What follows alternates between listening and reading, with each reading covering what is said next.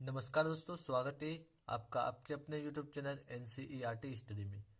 तो दोस्तों आज हम हल करेंगे 15.1 का प्रश्न क्रमांक 15।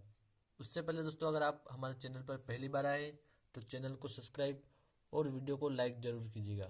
तो यहाँ पर हम देखें प्रश्न क्रमांक 15 में हमें दिया गया है ताश के 5 पत्तों यानी ईंट का दहला, गुलाम, बेगम, बादशाह और इक्का।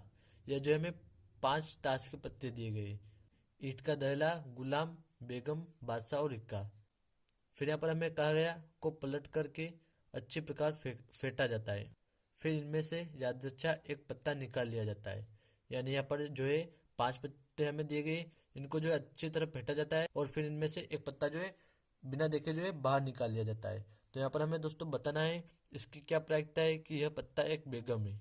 तो यहाँ पर जो हमें एक बेगम के निकलने की जो हमें प्रायिकता बतानी है दोस्तों। तो जैसा कि दोस्तों यहाँ पर हमें प्रश्न में स्पष्ट दिया गया है ताश के 5 पत्ते यानी कुल पत्ते हमारे पास है 5।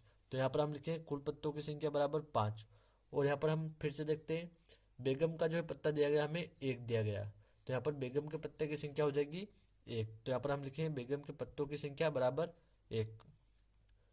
और फिर यहाँ पर हम नीचे लिखेंगे बेगम के पत्तों के आने की प्रायिकता बराबर बेगम की संख्या और बट्टे में कुल पत्ते। तो यहाँ पर बेगम के पत्तों की संख्या हमारे पास है 1 और कुल पत्तों की संख्या है 5। तो यहाँ पर हम लिखेंगे बराबर 1/5। तो दोस्तों यह जो है हमारे बेगम के पत्ते के आने की जो है प्रायिकता हो जाएगी। अब दोस्तों इसका हम दूसरा प्रश्न देखते हैं। इसमें हमें कहा गया यदि बेगम निकल जाती है तो उसे अलग रख दिया जाता है। यानी हमने जो बेगम का पत्ता निकाला वह निकल जाता है बाहर, तो उसको हम अलग रख देते हैं और एक अन्य पत्ता जो है निकाला जाता है। इसकी क्या प्रायिकता है कि दूसरा निकाला गया पत्ता जो है दोस्तों इक्का होगा और दूसरे में हमें कहा गया यहाँ पर एक बेगम होगा।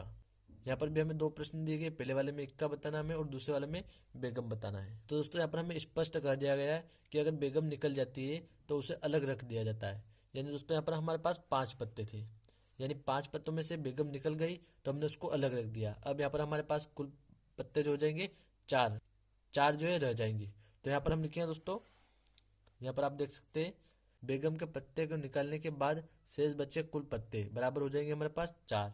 और दोस्तों इक्का का पत्ता जो है उसकी संख्या रह जाएगी हमारे पास 1, क्योंकि हमें प्रश्न में इक्का का पत्ता जो है उसकी संख्या में 1 दी गई है। तो यहाँ पर हम लिखेंगे 1 और फिर यहाँ पर हम लिखेंगे इक्का के आने की प्रायिकता, इक्का की संख्या और बटा में शेष बचे कुल पत्ते।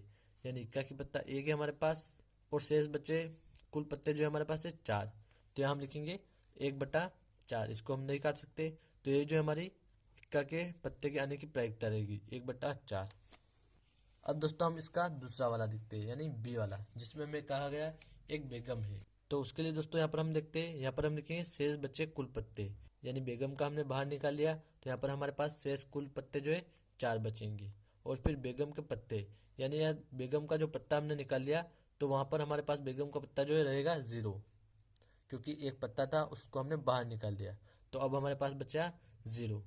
और यहाँ पर हम लिखे हैं बेगम के पत्ते की आने की प्रायिकता। तो उसको ज्ञात करने के लिए यहाँ पर हम लिखे हैं बेगम के पत्तों की संख्या और शेष बचे कुल पत्तों की संख्या। तो बेगम के पत्तों की संख्या हमारे पास है 0 और इसके बटे में शेष कुल पत्ते जो है हमारे पास है 4। तो यहाँ पर हम लिखें 0/4। तो यहाँ पर जो दोस्तों हमें प्राप्त होगा 0। तो ये जो दोस्तों इसकी प्रायिकता रहेगी बेगम के पत्ते के आने की प्रायिकता, क्योंकि यहाँ पर पत्ता था ही नहीं तो यहाँ पर इसकी प्रायिकता भी 0 ही आएगी। तो उम्मीद करता हूँ दोस्तों आपको सवाल अच्छे से समझ में आ गया होगा। धन्यवाद दोस्तों।